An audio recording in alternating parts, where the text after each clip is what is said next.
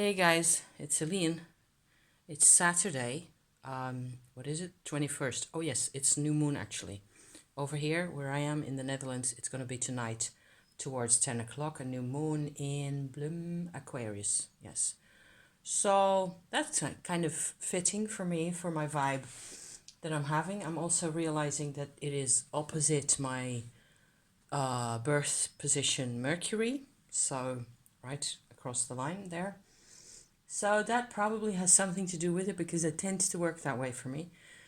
But what I came out to say is really quick and really short, hopefully, and because I have another appointment and I'm going places.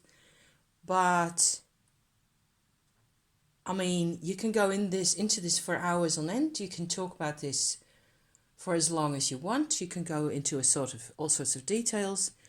Bottom line, for me, what I'm finding out in my life is that I have a choice to see some parts of my life, big parts of my life actually, as magical, as open to interpretation. I think that's basically it. Where I have a choice. I actually have a choice to gear shift my mind into a setting where suddenly things are not so definite and things that I cannot see or measure or name even, right away.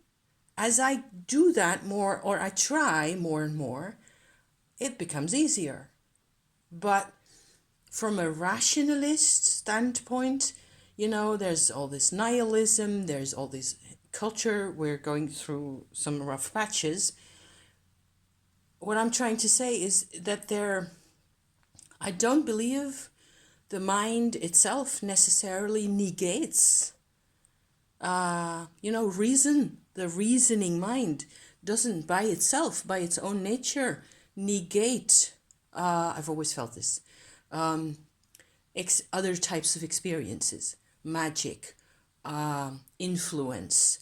It just says what I cannot see, I cannot measure, I cannot make statements about. That's all. It doesn't mean there is no truth. The true reason doesn't say there is no truth outside of itself. I've always felt this. I felt this since I was 16. This is one thing that I've always been really sure about. You're allowed to experiment. You're allowed to look for different kinds of input, different kinds of experiences. And as I practice this more and more, I practice this now. In particular, I've been going into all sorts of interesting new terrain, new territory, Akashic records, lucid dreaming, you name it. Writing poetry again. What I notice is it makes me happy. So there must be a reason that I cannot describe as yet that it makes me happy. And I am bloody well making sure that I'm doing the thing that makes me happy. And afterwards, it turns out that I can look at my own homespun, pretty color wool that I was making with such enjoyment, at my spinning wheel, all those things, my writing poetry, my lighting a candle, my messing around with my tarot cards, the whole thing has to do, but you have to find ways to connect yourself into the magic in ways and I'm sort of starting to do that now.